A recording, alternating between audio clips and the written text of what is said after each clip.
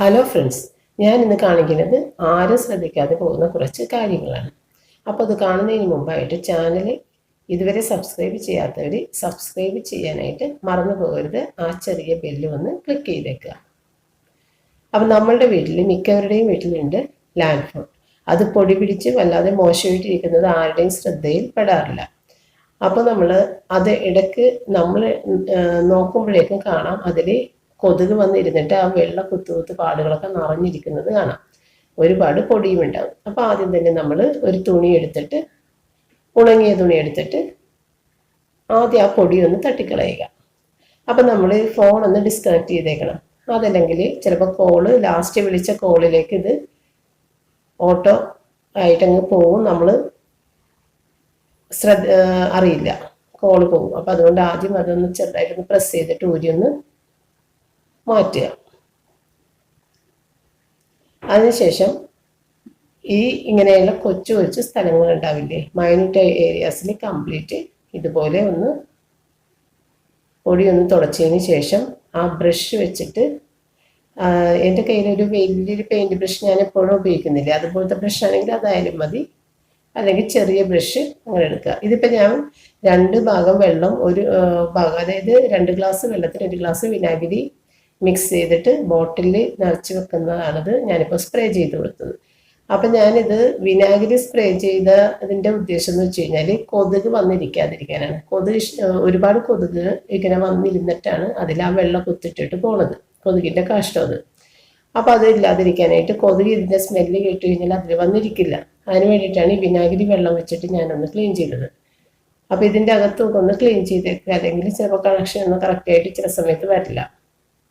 അപ്പോൾ അതൊന്ന് ക്ലീൻ ചെയ്തതിന് ശേഷം പിന്നെ നമ്മൾ ചെയ്യാനുള്ളത് ഫോണിൻ്റെ റിസീവർ ആണ് നമുക്ക് നന്നായിട്ട് ക്ലീൻ ചെയ്യാനുള്ളത്. കാരണം എല്ലാവരും ഫോണിൻ്റെ റിസീവർ എടുത്ത് വെച്ചിട്ട് ചില ആളുകൾ സംസാരിക്കുമ്പോൾ വായിൽ നിന്ന് ഒരുപാട് തുപ്പൽ തെറിച്ച് അതിലൊക്കെ വന്ന് വീണ് ഭയങ്കര സ്മെല്ലൊക്കെ ആയിട്ടാണ് മിക്ക ഫോണും റിസീവർ ഇരിക്കുക.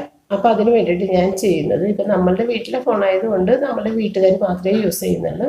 അപ്പോൾ നിങ്ങൾ പുറത്തൊക്കെ പോയി ഉപയോഗിക്കുന്ന ഫോണുകളാണെങ്കിലും ഇതുപോലെ സ്മെല്ലുണ്ടാവും, നിങ്ങൾക്ക് മനസ്സിലാവും.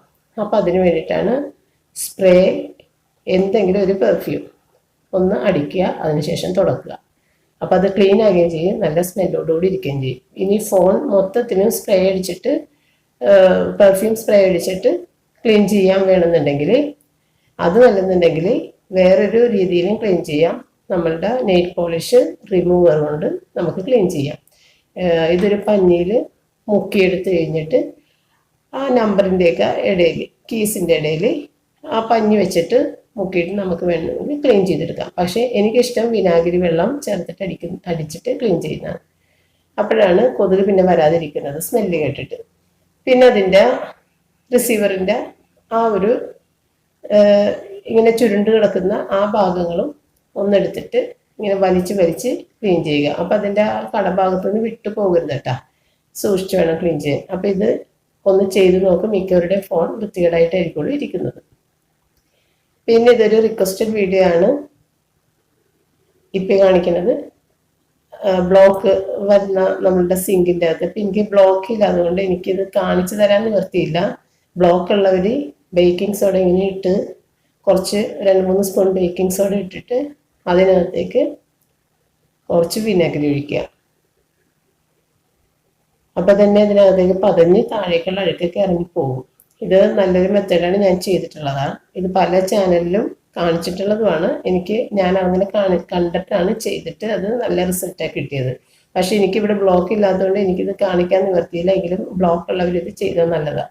പിന്നെ കുറച്ച് ഒരു 10-15 മിനിറ്റിന് ശേഷം നിങ്ങൾ നേരെ ചൂടുവെള്ളം, കൂടുതൽ ചൂടുവെള്ളം ഒഴിക്കണ്ട കേട്ടോ. കൂടുതൽ ചൂടുവെള്ളം ഒഴിക്കാനാണ് മിക്ക ചാനലിലും പറയുന്നത്. പക്ഷെ അങ്ങനെ ഒഴിച്ചു കഴിഞ്ഞാൽ ആ ജോയിൻ്റൊക്കെ പൊട്ടിയിട്ട് ലീക്ക് വരാൻ ചാൻസ് ഉണ്ട്, വെള്ളം ലീക്ക് ആകും പിന്നെ താഴെ കൂടി. അതുകൊണ്ട് കൈയൊക്കെ പൊള്ളാത്ത രീതിയിലുള്ള ചൂടുവെള്ളം നിങ്ങൾ ഒഴിച്ചാൽ മതി. അതിനുശേഷം പിന്നെ നിങ്ങൾ സാധാരണ പോലെ യൂസ് ചെയ്യാം, കുഴപ്പമില്ല, ബ്ലോക്ക് മാറിയിരിക്കും.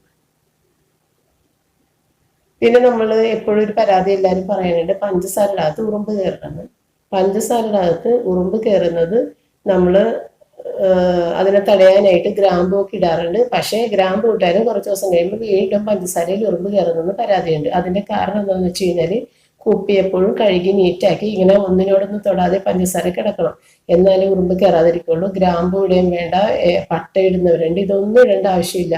ഇങ്ങനെ വിട്ട് കിടക്കണം പഞ്ചസാര അകത്ത്. അതിൻ്റെ അകത്ത് ഇങ്ങനെ അഴുത്തി പഞ്ചസാര ഇങ്ങനെ ചുറ്റും നിറച്ച് പിടിച്ചിരിക്കുന്ന രീതിയിൽ വെക്കരുത്. എപ്പോഴും ക്ലീൻ ചെയ്തിട്ട് ഈ രീതിയിൽ വെക്കുക. ഉറുമ്പ് കയറില്ല.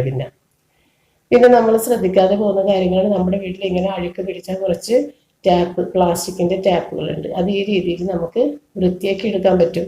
അപ്പം നമ്മളത് ശ്രദ്ധിക്കാവുന്ന. എല്ലാവർക്കും വീട്ടിൽ അങ്ങനെയുള്ള ടാപ്പുകൾ ഉണ്ടാവും. അപ്പോൾ ഒന്നുമില്ലെങ്കിൽ സോപ്പ് തേച്ച് കഴുകുക. അതല്ലെന്നുണ്ടെങ്കിൽ ഇതുപോലെ ബേക്കിംഗ് സോഡ കുറച്ച് വിനാഗിരിയും കൂടി ചേർത്തിട്ട് നമ്മുടെ ടാപ്പിൽ കുറച്ച് നേരത്തേക്കൊന്ന് അപ്ലൈ ചെയ്ത് വെക്കുക. അപ്പോൾ കുറച്ചും കൂടി ഈസി ആയിട്ടാണ് എനിക്ക് തോന്നിയത് പോണത്. സോപ്പിട്ട് തേച്ച് കഴുകാനും പോകും, പക്ഷെ തേച്ച് കഴുകുമ്പോൾ നിങ്ങൾ ശ്രദ്ധിക്കണം, ടാപ്പിൻ്റെ ആ അറ്റത്തുനിന്ന് ഇളകി പോകരുത്. ടാപ്പ് സൂക്ഷിച്ച് വേണം തേച്ച് കഴുകാനായിട്ട്. അപ്പം ഞാൻ ഇതുപോലെ ബേക്കിംഗ് സോഡ വിനാഗിരി മിക്സ് ചെയ്തിട്ട് അതൊന്ന് അപ്ലൈ ചെയ്ത് കുറച്ച് നേരം വെച്ച്, അതിനുശേഷമാണ് ഒരു 10-15 മിനിറ്റിന് ശേഷമാണ് ഇങ്ങനെ കഴുകിയത്. അപ്പോൾ പെട്ടെന്ന് തന്നെ ഒരു സ്റ്റീലിൻ്റെ പഴയ സ്റ്റീൽ ബോൾ വെച്ചിട്ട് ഞാനത് കഴുകി. വളരെ നീറ്റായിട്ട്, ഒരുപാട് അഴുക്ക്, എൻ്റെ 2 ടാപ്പ് ഇതുപോലെ ഞാൻ ക്ലീൻ ചെയ്തെടുത്തായിരുന്നു. നീറ്റായി കിട്ടി. അപ്പം നിങ്ങൾ ഇതൊക്കെ ഒന്ന് നീറ്റാക്കി വെച്ച് കഴിഞ്ഞാൽ നമ്മുടെ വീടും പരിസരമൊക്കെ വൃത്തിയായി കിടക്കും. സോപ്പിട്ട് കഴുകിയാലും പോകും, ഇത്രയും ഈസി ആയിട്ട് പോവില്ല. പിന്നെ നമ്മൾ നെയ്യ് പിടിച്ചിരിക്കുന്ന നമ്മുടെ കറിച്ചട്ടികൾ, ഇപ്പം ഇറച്ചി, ഇപ്പം ഞങ്ങളെ പെരുന്നാളൊക്കെ കഴിഞ്ഞപ്പോൾ കഴുകാൻ എടുത്ത് കുറച്ച് തുടച്ച് കളഞ്ഞത് രണ്ടാമത്തെ പേപ്പർ തുടച്ചപ്പോഴാണ് ഞാൻ പെട്ടെന്ന് ഓർത്തത്. ഇത് ചിലവർക്ക് അറിയാൻ പറ്റില്ല, കുറേ പേർക്ക് അറിയാൻ പറ്റും.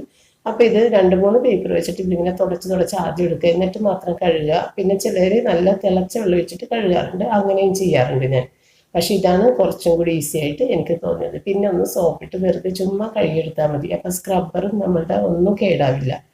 ഇങ്ങനെ എല്ലാം ക്ലീൻ ചെയ്തതിന് ശേഷം മാത്രം കഴുകിയെടുക്കുക.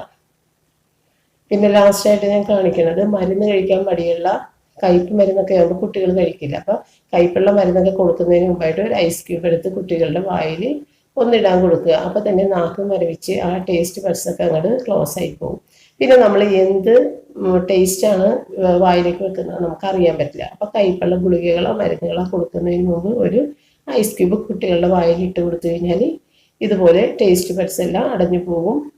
മരുന്നിൻ്റെ ടേസ്റ്റ് അറിയാതെ മക്കളത് കഴിക്കുകയും ചെയ്യും.